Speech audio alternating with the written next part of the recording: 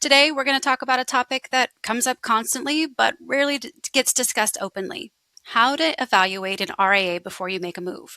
So, many advisors tend to know when something starts to feel off at their current firm, but they're less confident on how to evaluate their alternatives. What actually matters beneath the pitch decks? What questions should you be asking that most firms actually hope that you won't? So switching RIAs is one of the most consequential decisions an advisor can make for their practice. It impacts your clients, your growth, and your lifestyle. Yet most advisors are forced to make that decision with just a little bit of information. So that's why I'm really excited for today's conversation. We've got David Brown. He's founder of Encore Wealth Management. He's been through this evaluation a few times firsthand, and he's successfully found a place to land. And he's built his firm by being intentional about who he partners with and why. So, David, thanks for joining us. Do you mind just taking a few minutes to introduce yourself, your background, how you got started in the business, and some of that? Yeah, so I started in the insurance business. First, I started with MetLife, and I ended up going to Guardian. I was a manager there for a few years. So that was basically the first 8 years of my career. And then I went independent at that juncture with LPL Financial in 2001, which, if everybody remembers, 2001 was a great time to make a transition. But I was glad that I did. The firm was small. It was very, very responsive, and it was a great fit for a lot of years. Um, when I left Guardian, there was basically like 2,600 reps, and I joined LPL, and there was 2,600 reps. So it was kind of the same size firm, but a lot bigger in management because I went from being a big fish to a small fish in the same size pond. So, but doing that is inspirational in the fact that you have people that have actually built their business and been independent.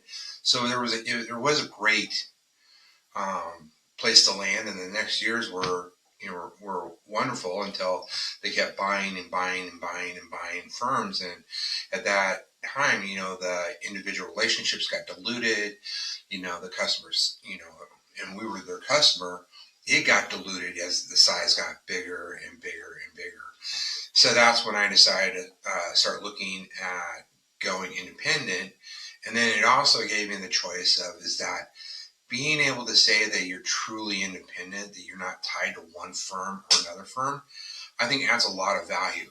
Like this year, we had some people that were in love with Schwab, and they weren't going to move from Schwab. The fact that we could work with Schwab and we have, on that platform, being an independent RIA or that portion of RIA, we could maintain our LPL business and have a Schwab business. And if we really wanted to get crazy, we could add Fidelity into the mix. But two is enough to kind of figure out their trading platform and all that. So that's one of the key things. And, through that, I became a CFP. I was registered investment advisor, as you know. Um, I have my through the Wharton School of Business, non-flubbing. Um, my investment fiduciary uh, credential, along with being a chartered financial consultant. Um, and I'll tell you that it was a really big change because when I first, made the switch years ago over to the independent side, was that I had to become a registered principal because everybody, was a standalone back then. And that was great because, you handled every single problem, you took care of it. Once we became a huge institution, you were no longer your own um, registered principal. You had to have somebody over there. So let's segue into our first question. So, what are some early signs that advisors should start evaluating whether or not their current firm, especially in the RIA space, is still the right fit for them? For me, there was a couple of things there. One was that you no longer had access to the mothership. They would take and tell you have to go through the RIA, and then they would tell you that you need to talk to the mothership. That's not good. Basically, it was a way of, Mhm. you know, not holding up your end of the responsibility on that side. So that'd be red flag number one. Red flag number two is if they're only promoting that they want to manage your money and charge you fees for managing your money. That's another huge flag. Um, and there's some pros and cons to doing that, and you need to really evaluate that. In my situation is that I made a move to an RIA, and that's all they wanted to do, and their performance was not great. So why would I take and pay Hmm. somebody for someone that's not doing as good a job as I'm doing? And I would call them on it, and they would just blow it off like I didn't say anything. The third thing that I would check is actually if, you know, the reason why I love ARC is that if I call in and I need to talk to somebody, I talk to somebody. If I need to talk to the CEO, Sarah or Brendan, they call me right back. And I think that that's worth everything. And then somebody that really supports you in the way of being positive and looking to say, hey, how to help your growth. I mean, my revenues since making the switch are up about 40% in 2 years. And part of it comes from Wow. that there were so many hidden fees. So my last, Mm. thing about if you're looking at making the things, ask for a complete list of the fees because they might just say like, oh, you're on a whatever percentage payout, but then you find out that you're paying for all these other things that can add up, to $20,000, $30,000 that you weren't aware of because you went from one thing Yeah. to another. So you got to really ask that whole list of what are all the fees. Please list them all out. And so buyer beware. Yeah. Transparency is key there. So, what do you think advisors are getting wrong when it comes to their evaluation of new firms? They're getting sold. They're getting sold. Oh, what? This guy's great, man. He's really going to help me. He's going to be my best new friend. That type of thing, I think, is the number one thing that advisors get wrong. And so, Yeah. how often are you going to have a conversation with them? When are they going to call you? Are there going to be face-to-face meetings? How often are we getting together? Those are kind of, to build a relationship to get the kind of service that you want to grow your practice to are key. And the ancillary people around. One of the things that I found out when I made, and I'm not going to say it was the wrong choice, but it wasn't the right fit for me, was that they would take all the love and support from, some of our um, investment companies that we use. They would take it all, and there was nothing left for you. And we Mm. are as a firm, very front facing with our clients. We do a lot of different, things for them. We're getting ready to do our forecast for 2026. We do a halftime report, and then we do a Christmas issue. I mean, should you be doing business with a firm just because they give you, support there? No, absolutely not. But you also shouldn't have your RA using those and taking that support from you. So it kind of goes, Yeah. it's got to be, not a two-way street, but you're both in sync ethically and morally. And so sometimes Yeah. that can get out of whack if you don't do a lot of, due diligence on that side of it. Yeah, that's a really interesting point, and I don't think it's one that many people are thinking about because, those partnership relationships are so important when it comes to doing things to help grow your book. And so without that support, it's a handicap.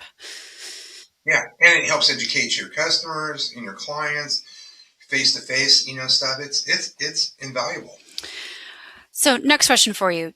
What are some kind of non-obvious questions that you would encourage somebody to ask about the way a firm operates on a day-to-day basis? I think that one of the things in hindsight that I would look at is that when I was doing a visit at their office and stuff, I would ask some of the other people that you're talking to, how often is the CEO in the office? Hmm. Yeah.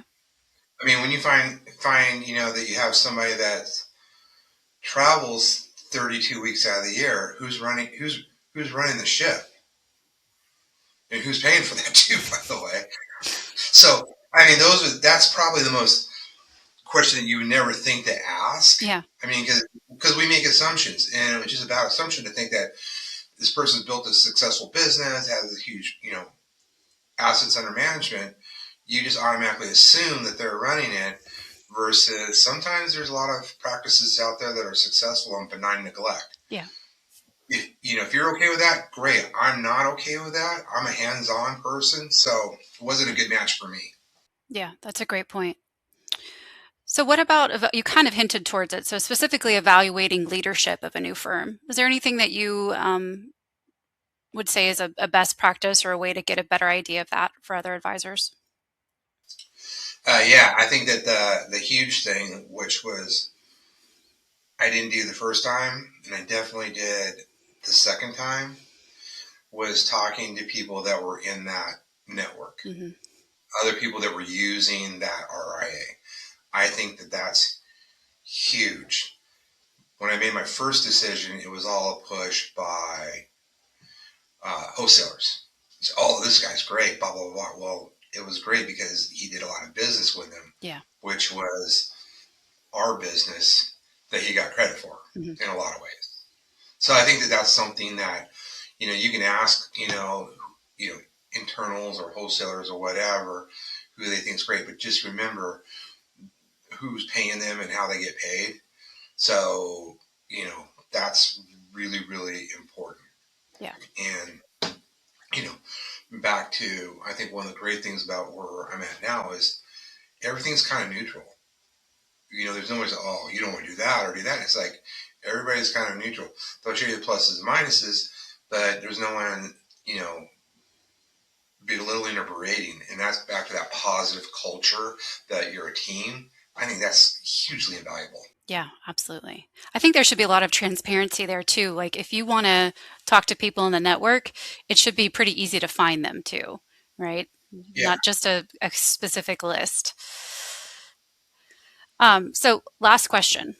What does a right fit RAA relationship look like? And what advice would you give to advisors who are early in that evaluation process today? I think that going back to like talking to other advisors that are using it and kind of like if you were interviewing for a job, like how many firms you've been with, what, the questions you were asking me, like my background and Yeah. stuff.